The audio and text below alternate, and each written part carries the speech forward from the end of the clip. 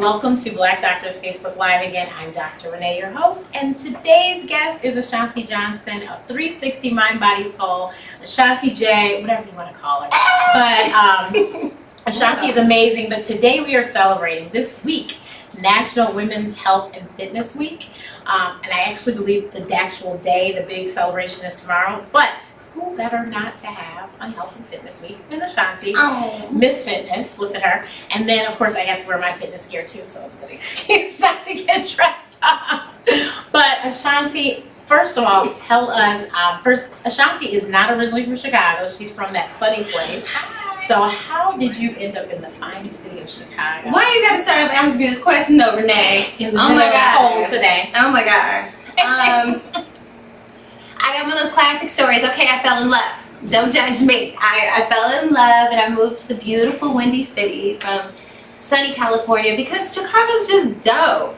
Every time I tell people that I'm from Los Angeles, they always give me like, what are you doing? Why, like, how could you leave there to come here? And it's because Chicago offers so much more than just the weather. Like, the weather is like one of those things you gotta tolerate because everything else in the city is just dope. They've got culture, they've got art, they've got people that have like amazing lives and are doing things and shaking things up. And we have the most bicycle lanes in the country. Did you know that? I didn't know that. See, speaking of fitness, I don't the know most bicycle, I have one, but it's a really great dryer. Another story. I'm a bunch of friends with bicycles, which is so much fun. But yeah, so I ended up here, which started, it didn't start my fitness journey, but it like affirmed my fitness journey because in LA, I was trying to lose all this weight most of my life. I had my first gym membership at 14 years old, you guys. So all my people that grew up a little thick, a little extra on the side, it's not just because you're in Chicago. I was in LA, all the pressures and all of that, and I couldn't lose it. Like, I did everything. You know what it was back in the day, Slim Fast and Xenadrin and Metabolife. And in addition to working out, you know, like I said, I had my membership. And I was doing all the right things and I couldn't lose weight. I moved to Chicago and lost 30 pounds in 2 months. And I wasn't even trying to. Like, not to that degree that I was. And you know, Chicago has good food. Well, that's what I'm saying. That's what I know. That's why I was like, that's amazing. I was in love. He was introducing me to gyros, euros, whatever you decide to call them, and you know, Italian beefs and Chicago pizza and real bacon, all the things that I hadn't eaten in years, and I had lost this weight. And so I just always say it's a sign from God, that, or the reason why I'm here is it was purposeful because I would have never sort of landed up on this. I was an accountant. Even though I was an accountant. Yeah, so that's how I landed here. So now her amazing journey of how she lost that 30 pounds contributes to how she's helped how many women in Chicago lose weight? Oh God, it's thousands, you guys. I've been in this fitness game for a long time. I started off at my local Bally's. Actually, Women's Workout World was my first gym. Oh my goodness. But right around the corner, actually downtown here, they closed because they were doing renovations, and I got a job at Bally's, and that's when my following grew. But I've worked everywhere. LA Fitness, Flirty Girl Fitness, which still kills my heart. And really all of them, a bunch of, you know, smaller boutique gyms. And I decided, as well as I figured out, that my journey, the weight loss happened due to the mental side of fitness, which I believe passionately about. It has a heavy emphasis on mindfulness. And so I decided to start a gym and make that my focus. And so that's how it kind of spiraled. So saying that to say, because of all those years and all those other gyms, definitely at my own gym, through our weight loss challenges and things, we've helped over 20,000 people lose over, you know, really now it's about 30,000 pounds in a little bit less than 8 years. So the mindfulness, we have to get back to that, but everyone, she has a really awesome TED Talk. You've got to watch it, and she talks about the mindfulness. So can you explain that? Because I know that, because I'm a doctor, 80% is food, 20% is exercise, but it really does, the food thing, that 80%, it really does have a lot to do with what's going on in here. Because if you're not feeling right, and I hate to say it, but I am the queen of saying it, but it's the truth, I think. Most people that have really bad horrible weight problems, if it's not due to some medication they're on or a disability, it's because of how they're feeling on the inside and what's going on in their mind. Yeah. So I think it's really important that you address that first, because I mean, everyone can go to a gym, but you really have to get everything right in here. I mean, it's clumped kind of in that behavioral sort of side of weight loss. We all know that we know what to do, right? I always tell clients, if you don't know what to do, you know what not to do. But to actually stop doing those things and to undo those habits really is a behavioral sort of thing. And so it's really about tackling that first, because if I give you a meal plan, if I give you a workout regimen, doesn't matter if it's in person, through video, on paper, Skyped in, to actually take advantage of it and to do the things that you need to do is really about addressing your resistance to being who you want to be. And so you've got to create a burning desire. You've got to start to associate different things to working out and losing weight, not see it as hardcore. The truth about it is, if you were to get, for all my people out there that are scared to get on roller coasters or scared of the plane, right? Do you have a fear of flying? No, I can't. I mean, I used to. A long lot time of ago. us that fly still have fears. Oh, no, of it, I'm fine. But if you're one of those people, or anything that you're fearful I don't of, do roller coasters. but if you got on the roller coaster and you said, this is so much fun, this is so much fun, and you actually bought into that belief, you can change the belief just like that. And so it's amazing what you can do when you start to work in that realm of how the brain works, because the truth of the matter is, the gym is called 360 mind, body, and soul, but the mind is the weakest. And so if you can start to associate it and get it on the path of where you want to go, it's the weakest, but it's the gatekeeper. Right. To where you want to go. If you can get it on board, everything else is smooth sailing. So mindfulness is really the ability to be aware of what's going on in your mind.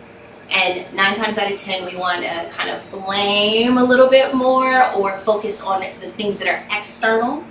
The external forces, our work, our family, our, things to do, versus focus on how we're responding to that or how we are, working with that in life. So mindfulness is the reverse of that. It's going within, being aware of what's going on inside, being aware of our triggers, being aware of our response to that, being aware of what we want even.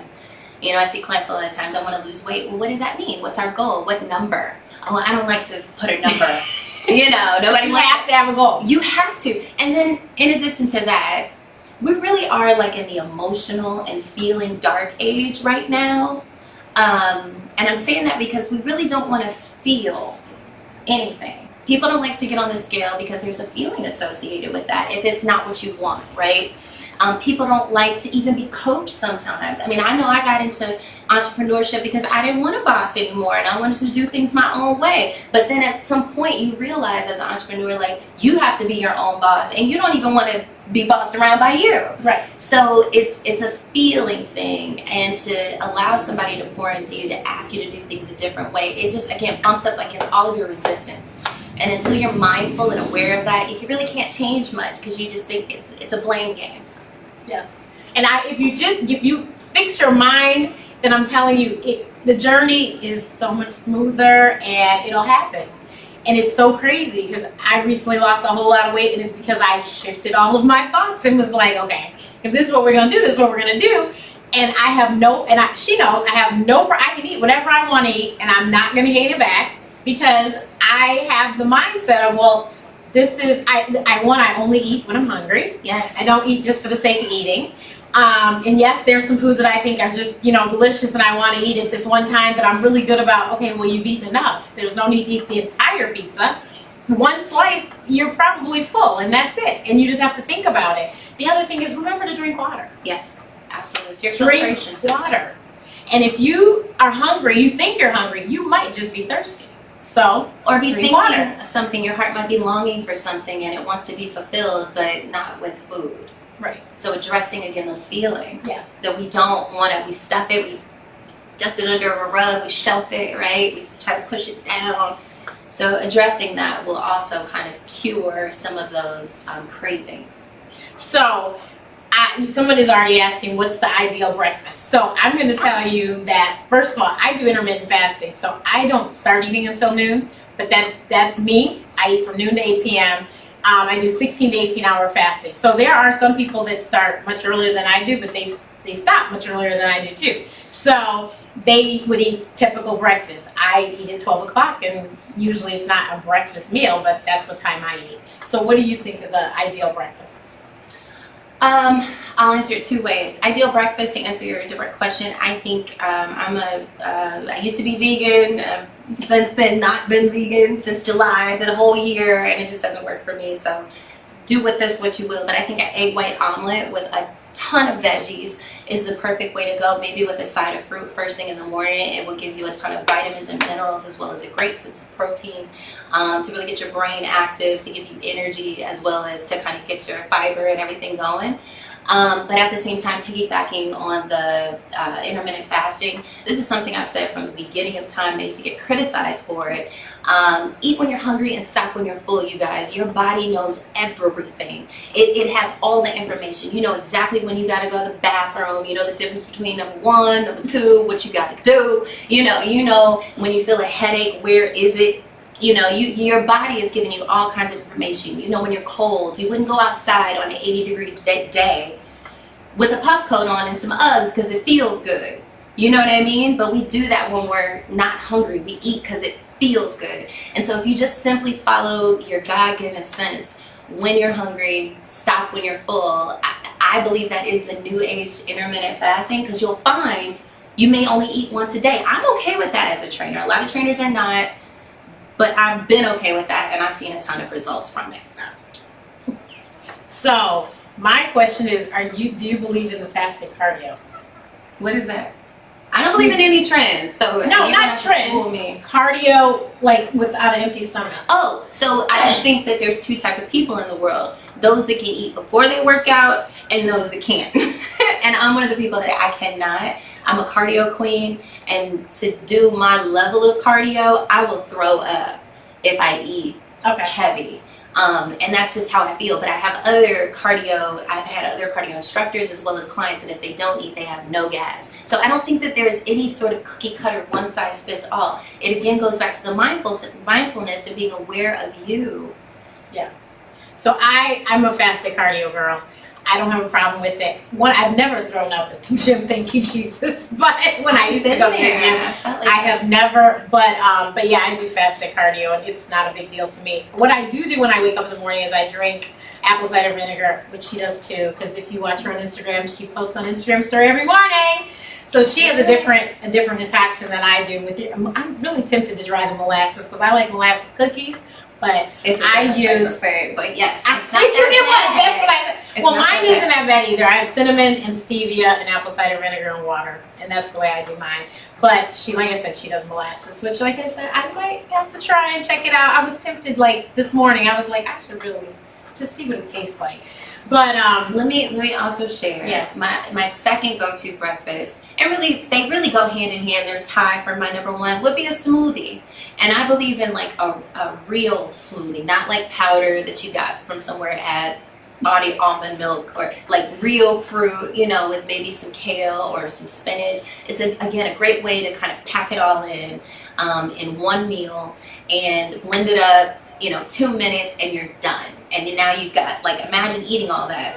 A little bit of spinach with, 3 or 4 strawberries, a full-size banana. Like, if you were to eat all that, you would be full. So, yeah. Yeah. And I've actually been thinking about going to the smoothie thing. I found out yesterday that my hemoglobin is very low, and so we might be taking in some more spinach that way. Mm-hmm. And it's a great source of calcium. Right. It has more calcium than milk. Yeah. So I'm thinking about it. We'll see. But so I am cardio queen. Walking is my favorite thing. She knows I hate the gym, and I also know that to tone what I need to tone, I'm going to have to lift somebody's weight. And so whether it's in a gym or in my place, whatever, I will get it done. But what do you suggest for women? Because a lot of women believe, I don't want to lift weights because I want to look like a man. What is that? What do you say to those ladies? Okay, I'm the keep it real chick. The chicks that look like men are doing way more than lifting weights. Okay, number one, they're taking all kinds of supplements and steroids. The ones that you know may deny it, but the truth is they are. And some women, like myself, have large muscle potential. So you will be more muscular naturally if you just start to lift a little bit. But to get to the point where you look like a man, we're just not built like that, ladies. So it's nothing to worry about. But the truth is, in order to kind of get the definition, and you may, there's a range within, what kind of definition you want, but you got to be lean enough to kind of see that. And so you have to do both. If you are to do jumping jacks and never lift weights, you might burn, depending on how many you do, let's just say that you do, 50 jumping jacks, you might lose 20 calories, okay? In the same muscle-bound body, doing those jacks, you might lose 50 calories because it takes more now to move your body. And so it's just working smarter than harder. And again, it's all towards weight loss. The heavier you lift, the more you will grow your muscle, meaning beyond its normal capacity. So if you do light weights and high reps, you don't have to worry about that. But seriously, to look like a man, you got to be doing a whole lot more than even be lifting heavy. Right. Yeah. So I always tell everyone 30 minutes of cardio a day will keep the doctor away. It's real circulation. And if you don't have to do 30 minutes straight either. You can break it up into small pieces, but as long as you do it. So what else do you think is recommended for, because I know that there is, for people especially aging, a lot of weightlifting is recommended. Weight training is recommended for people aging because of their bones and all of that My stuff. mom, everybody in my family is taller than me. I'm 5'8". My mother was 5'11". My dad is 6'3", and my brother's, I think, 6'7". And I just went back to LA last week, and my mom is 5'8". She's my size, and she's 72 years old. And so it's real, like shrinking and like all of that. And so you really want to be mindful of it. And even when I was vegan, it was hard for me to keep my muscle potential. And I was lifting heavier weights and doing all of these things. So it all goes hand in hand. And to keep up the appearance as well as your energy factor, you got to do it. You don't want to lose what you don't have getting older. You know what I mean? That's true. That's true. And if you start somewhere, even if you are, like, one, I want to say, Greta, congratulations to you. Greta is 61. She's lost over 100 pounds. No dieting, no surgery, no pills. Weight's been off for over 5 years. She works out 6 days a week and doesn't take any medication. That's what I'm talking about. You're my hero. Exactly. That's what you want to do. So me at the tender age of 42, I would like to be Greta at 61. So therefore, you have to do, you have to start baby steps. So I'm wearing this shirt, and there's another reason why I'm wearing this shirt. One, it says a turkey trot from Detroit. One, I am a severe asthmatic to the point that I took medication every day up until March of last year, and now I don't take meds every day. I just have an emergency inhaler, thank you. But that's due to working out, partially. No, I'm about to say, my sister did the Disney half by herself, and I said, well, next year I'll go with you. And this was in 2008. So in 2009. So in 2010, I was like, okay, I'm gonna do this. So she said, well, you have to train. And I was like, I'm not an idiot, okay. So I started with the little app, Couch to 5K. And my first 5K was here in Chicago. It was the Lung Run at Montrose Harbor. And I did it. In 45 minutes, I ran, walked, 5K. I had my inhaler, never used it, did it in the rain, pouring rain, and I survived. And I called my mom, and she was in the state of shock that I even finished it. Well, I ended up doing 2 5Ks, 2 10Ks. So one of the races was the Turkey Trot in Detroit, and I actually did that one with my sister. I think I was one of the last people to finish, but my race is only against me. I'm not racing against anyone. I just want to finish. And so I finished. And my allergist, did my pulmonary function test, and he was like, your lungs are really improving. I was like, really? And he's like, yeah, and I'm a medical doctor. I looked at the thing and was like, oh, you're right. So I sent it to my mom, who's a respiratory therapist, and she called me and said, whose lungs are these? I was like, they're mine. She said, yours weren't that good when you were born. What happened? And I said, he said it was the running, because like I said, I was training for it. And all the running and walking, because when I Couch to 5K is really cool. It gives you, you do intervals. So they'll say, run 30 seconds, walk a minute, whatever. And they let you gradually increase. So it was wonderful. I did Couch to 5K, I did Couch to 10K, and then I did Couch to half. So then I did the half in Disney World in January, and unfortunately I did not complete it. But it was because I was not told about the pacers. Oh. So they were like these ladies with balloons that were like the pacers, and if you got behind them, then you were, you were behind. Right. So I didn't know about them. So it just was very nerve-wracking and messed me all up. So I got 8.4 miles in that day, which was a huge feat, considering one, I still didn't use my inhaler. Two, I'm still the asthmatic. And so I was like, I wasn't upset. I was happy because I got my medal, because that was the most important thing. I went all the way to Florida. I better get this medal. And so I got my medal. The funny thing is my medals are on my bedroom door, so they remind me, like every time I open, it dingles, and I was like, I have medals. Me, the asthmatic who couldn't finish the mile in elementary school, has medals. So I'm saying that to say that you just have to start small. So when I started walking the city, most people know I walk everywhere. I walk every city that I'm in. I'll be in LA next week. I will be walking. I walk Atlanta. I walk New York. I walk Jersey. I walk. So I started small. I would walk, to church. My church is it's 30 minutes. It's probably 2 minutes in the car. And it used to take me 30 minutes to get there. Now it probably takes me 15.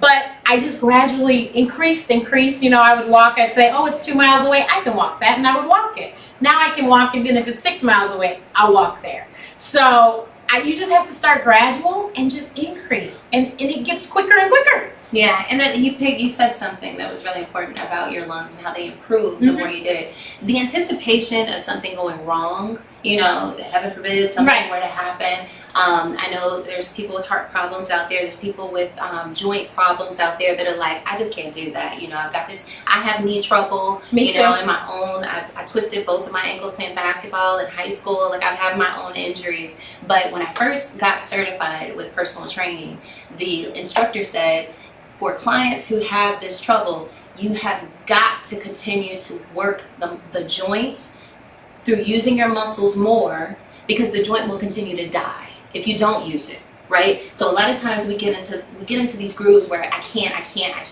because of the anticipation of the pain is too great than to even try it out, or just the fear. But if you don't, you got the rest of your life to live, and it will continue to deteriorate the less circulation you have going on with it, and the less you start working with it. And 9 times out of 10, that's the story of my clients, even with joint pain and definitely with asthma and lungs. If you continue to exercise it, the better. It has no choice but to continue to get better, because you're telling your body, I need you to work, and we're going to keep going. And of course you stop when you have bad pain and that sort of thing, or if you have a scare, but you have to go there with yourself, you guys. And again, that's a mindful thing, having the ability, the perseverance to be able to check in with yourself, even when it gets scary. My knee, you can hear it when I move it, and you can feel it too, but it doesn't hurt. But at one point I couldn't go up steps and I couldn't jump. So I was going to Carnival for Trinidad. I needed to jump. And I was asked to do the Fight for Air climb, which was 5 flights of stairs, totaling 180 stairs. And so I said, well, I'll commit to one flight, which was 45 flights, which was 1 tower. So I did that, and I knew that I couldn't do it the way my knee was hurting then. So I started taking some medicine, and I kept walking and running, and then I started, going up and down steps. And so I was able to do that 1 flight. And honestly, my knee, I didn't even remember about it. The 45 flights, my knee didn't even occur to me. It was my breathing was about to, I was like, oh my God, what was I thinking? My ass was like, what are you doing? But I survived. I just, I had to use my inhaler. I used it when I started, I used it when I finished, and I was fine. My whole thing with my asthma is that if I use my inhaler and I decide to go running, if I do it beforehand, my recovery to catch my breath takes like 2 seconds, whereas if I don't, it could take me the rest of the day to catch my breath. So that's how I know. That's my little barometer. I'm like, okay, we're fine. So I was fine. I didn't have an asthma attack. I just was a little out of breath when I got done, but I think we all were out of breath after we climbed 45 flights, So yeah, you're right. You keep using it. My knee has not bothered me since. I haven't taken any meds since March, I think, and my knee is fine. And now I really do steps, because March is coming again, and they want me to do it again, and so I want to be ready, and so more ready than I was this last time, and maybe I'll do more than 1 tower. We'll see, but I want to be ready. So I'm like, well, I can just keep moving, and I don't have a problem running. I just don't choose to run. If I run, it's intervals still. I might run 4 blocks. Like I'll say, okay, my goal, I'm going to run the rest of the way home or something, or I'll set little goals, but walking gets it in just as fine as running. Yeah. And if you're not a runner, I mean, we're talking regular things, jumping jacks, or heaven forbid you got to run for a bus or something like that. There's always reasons to exert yourself, right? I think it's about keeping in mind the bigger picture. You know, we all are living longer nowadays. And if you're in your 30s, 40s, and 50s, you've got at least 30, 40 years left in your life. So why stop something that you realistically want to work those many more decades to continue? So you have to kind of push past the thought. It always boils down to a belief. You know, your mind is always telling your body what to do. It's really just that simple. If you believe that your arm is not going to work, keep telling yourself that. If you keep telling yourself that you're stupid, I always use that example because everybody can relate to that. Watch what happens. And so it's really about continuing to test yourself in that way, not only mentally but physically, because you got a lot more life to live. I see a lot of clients that are in their 30s, 40s. That's so young, you guys. Even sometimes in their 20s. I've had clients that were up for hip replacements in their 20s. And it might be due to weight or it might be due to some other circumstances, but you can't stop. You can't stop. And even if you're in your 50s, if you're in your 60s, if you're in your 70s, my mother had to have, we have a history of arthritis in our family. Both my grandmother and my mom have both knees replaced. I don't. Not that much. And I am not claiming power.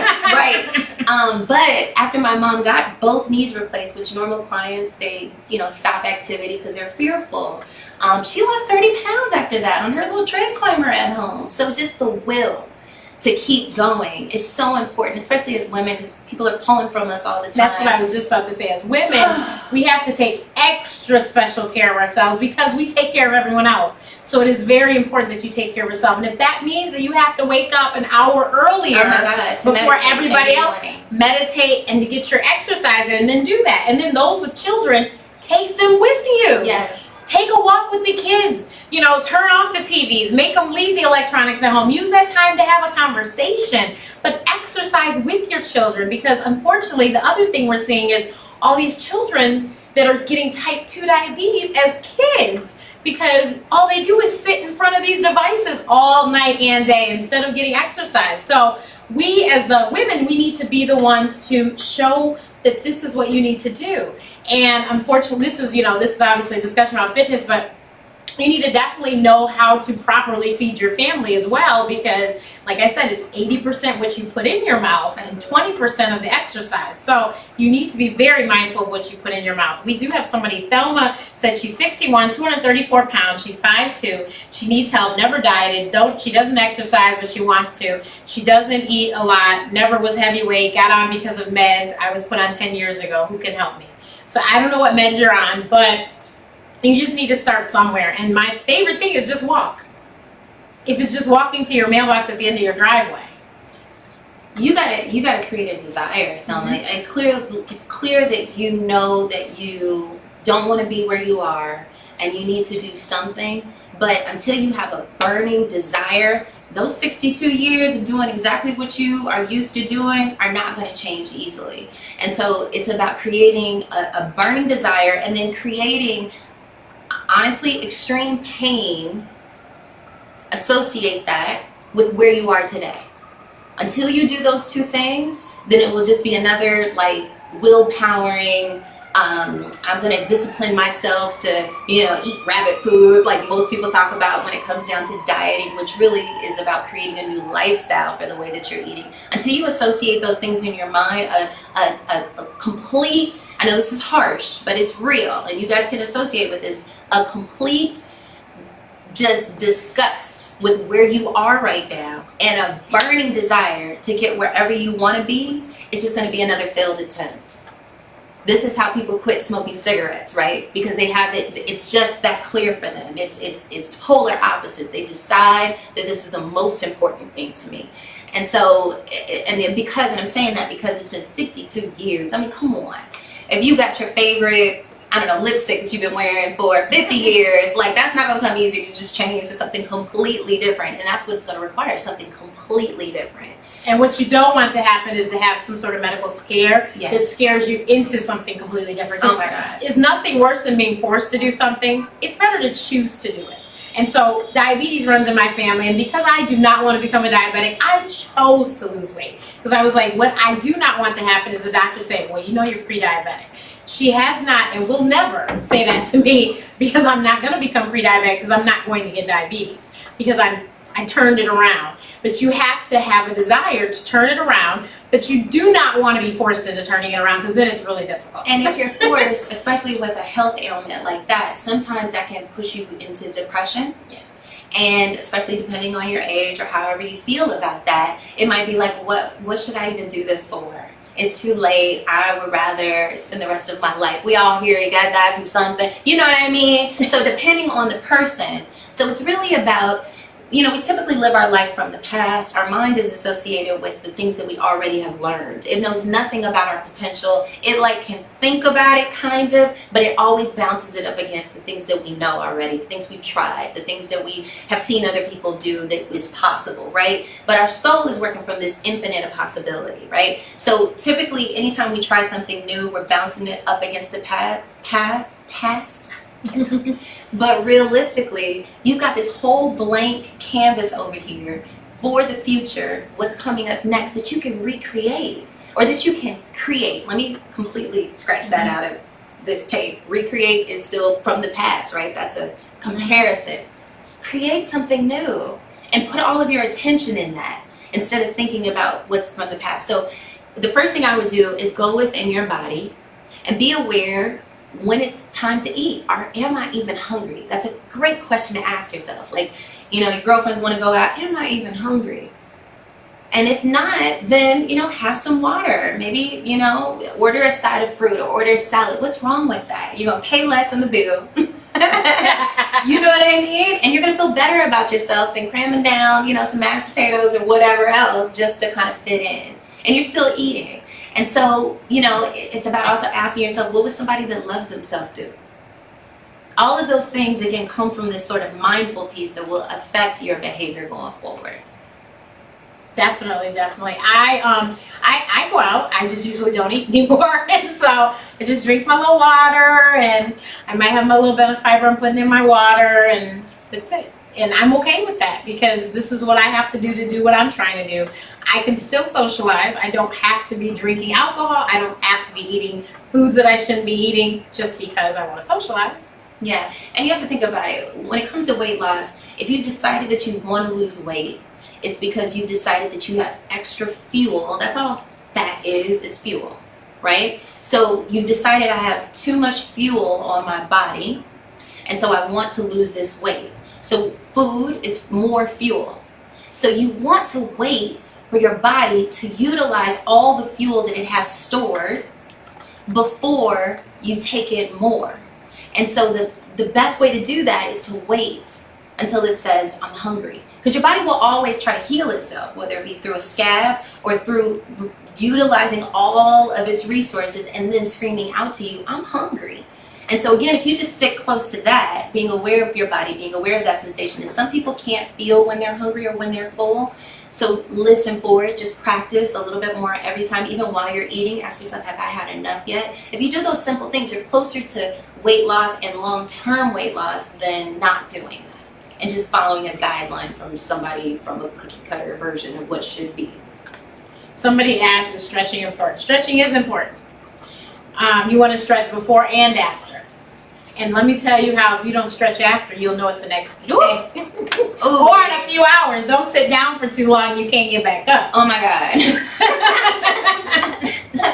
I teach 2 hours on Mondays, and it never fails. By Wednesday, my whole body's paying for it, even though I do stretch. So you're still gonna feel some pain if you really did some good work. No pain, no gain. Absolutely. But stretching is your ability to really sculpt your body. So you can, pulverize and pump the muscle, but if you never stretch it out, then you're never gonna get those long, lean muscles that you're really looking for, which goes back to that masculine